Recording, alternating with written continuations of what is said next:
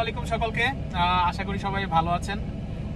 জাপানে এখন গ্রীষ্মের মৌসুম, আর হচ্ছে গ্রীষ্মকালে কিন্তু জাপানে একটি বড় বন্ধ আছে। এটাকে সম্ভবত কি বলা হয় ভাই? নাৎসুই। তো আমাদের এখন কোম্পানি, ইউনিভার্সিটি, স্কুল, কলেজ সবকিছু আসলে বন্ধ। তো এই অগাস্ট মাসে কিছু বিশেষ প্রোগ্রাম জাপানে হয়। এর মধ্যে হচ্ছে হানাবি উৎসব হচ্ছে অন্যতম। তো হানাবি উৎসব বলতে হচ্ছে ফায়ার ওয়ার্ক টাইপের হচ্ছে অনুষ্ঠানগুলি হয়, তো খুবই চমৎকার। তো আমরা এখন গিফু ক্যাসেলে যাব। গিফু ক্যাসেলের পাশে নাগারাগাওয়া একটা রিভার এর পাশে আসলে অনুষ্ঠানটা হবে। তো আপনাদের সকলকে নিয়ে ঘুরতে যাব, আশা করি শেষ পর্যন্ত পাশে থাকবেন। তো সাথে আমার তানবীর ভাই আছে, মারুফ ভাই আছে, তারপরে হচ্ছে হানিফ ভাই আছে। তো আমরা সবাই একসাথে যাচ্ছি। তো ওখান থেকে শান্তকেও রিসিভ করব। তো আশা করি শেষ পর্যন্ত থাকবেন ইনশাল্লাহ। দেখা হচ্ছে খুব শীঘ্রই।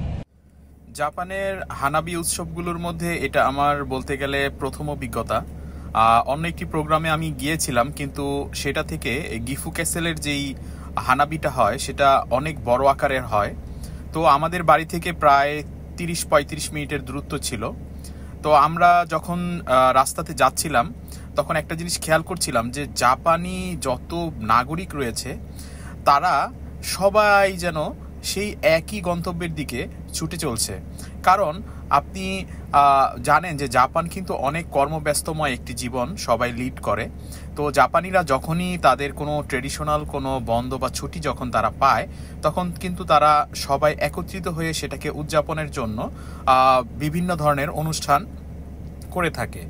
তো যাত্রাপথে প্রচুর জ্যাম ছিল। সাধারণত জাপানে এরকম জ্যাম আমি কখনোই দেখিনি। প্রচুর জ্যাম ছিল, আপনারা দেখতে পাচ্ছেন এখানে। তো তারপরে প্রায় আধা ঘন্টার রাস্তাটা আমাদের প্রায় 1 ঘন্টার মতো লেগেছে পৌঁছাতে। প্রচণ্ড জ্যাম ছিল, ধীরে ধীরে গিয়েছি। তার চাইতে বড় সমস্যায় যেটা পড়েছি, এখানে দেখতে পাচ্ছেন যেটা, ওইটাই হচ্ছে গিফু ক্যাসেল।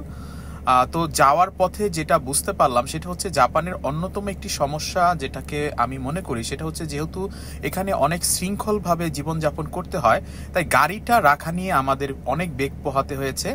প্রায় 20-25 মিনিটের চেষ্টায় একটি জায়গাতে গাড়িটা পার্ক করতে পেরেছি।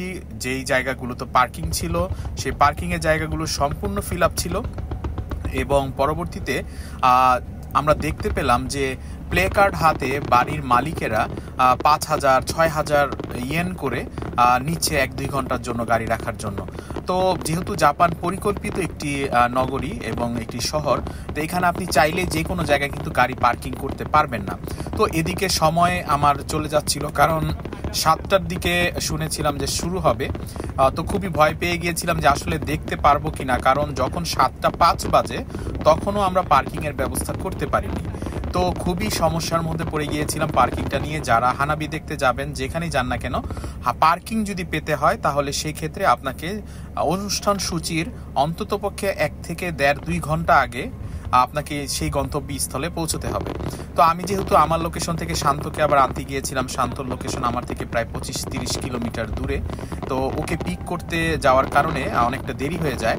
পরবর্তীতে পার্কিং পাচ্ছিলাম না প্রায় 30 মিনিট যাবৎ, সেটাও আরেকটি প্রবলেম ছিল। তো পরবর্তীতে পার্কিংয়ের একটা ম্যানেজ করে যখন আসলাম, তো এসে দেখলাম যে এখনও হানাবি শুরু হয়নি, কারণ হানাবিটা শুরু হয়েছে 7টা বেজে প্রায় 31 মিনিটের দিকে। তো আলহামদুলিল্লাহ শুরু থেকেই সব কিছু পেয়েছি। সবচেয়ে বড় কথা ছিল এই কষ্টটা তখনই ভুলে গিয়েছি যখন আকাশে আতশবাজিগুলি এত চমৎকারভাবে দেখা যাচ্ছিল। আর রাতের আকাশে, খোলা আকাশ, আপনারা জানেন জাপান কিন্তু ওয়েল ডেকোরেটেড, সব দিকে তাদের শৃঙ্খলাবোধ। আপনারা দেখতে পাচ্ছেন চারপাশে জাপানিজে কিন্তু একেবারেই লোকারণ্য।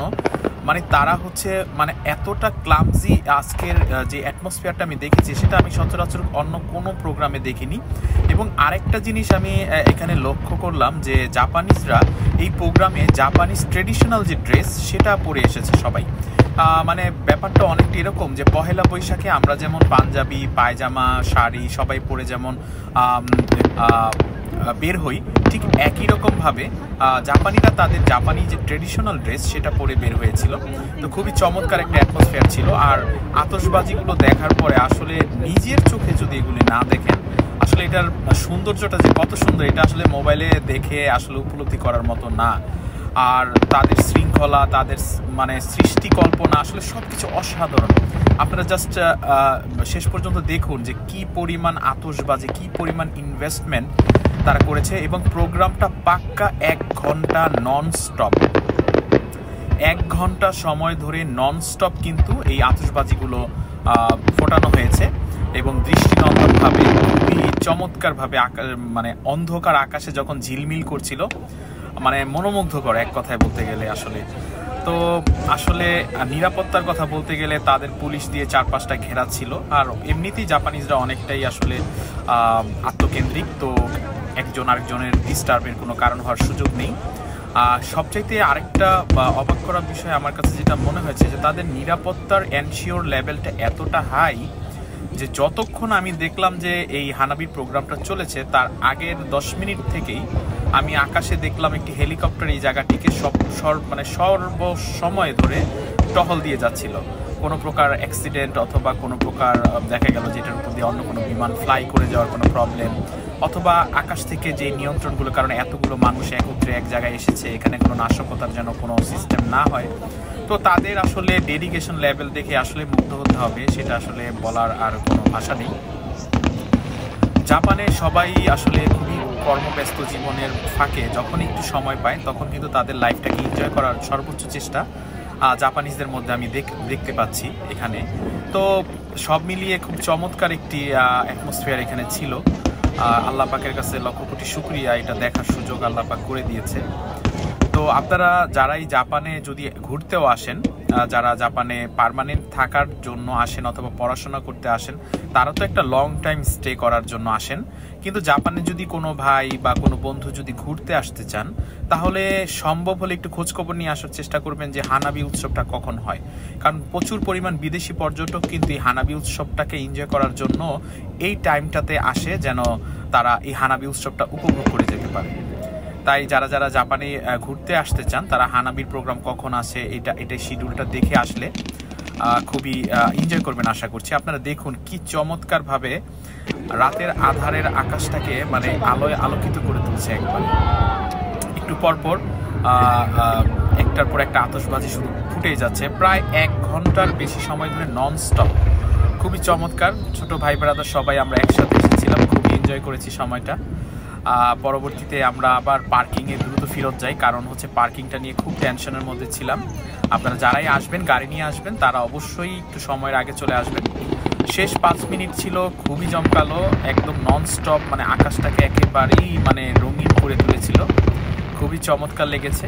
আর যারা যারা এই জাপানে আসবেন, ঘুরতে আসবেন, অথবা যারা স্টুডেন্ট পড়াশোনা করছেন, জব করছেন, এখনও যদি হানাবি উৎসব দেখার সুযোগ না হয়ে থাকে, অনলাইনে একটু ঘাটাঘাটি করবেন যে আপনার এলাকাতে কবে হানাবি হবে, তো অবশ্যই সেটা দেখার জন্য যাবেন। কারণ চলার পথে জীবনে আসলে কিছু স্মৃতি এমন আসলে থাকা উচিত যেটা আপনাকে বুড়ো বয়সে কিছুটা আন্দোলিত করে রাখবে যে না, জীবনে আপনি এমন কিছু জিনিস এনজয় করে এসেছেন যেটা হয়তো আপনার যখন আপনি একা হয়ে যাবেন তখন এই স্মৃতিগুলো হয়তো আপনার সাথী হবে।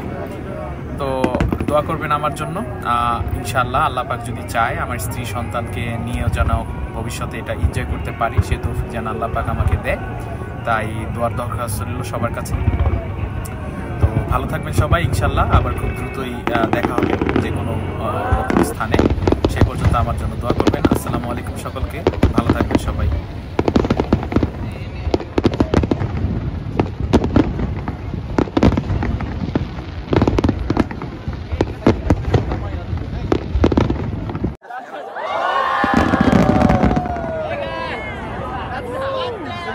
ওই পাশে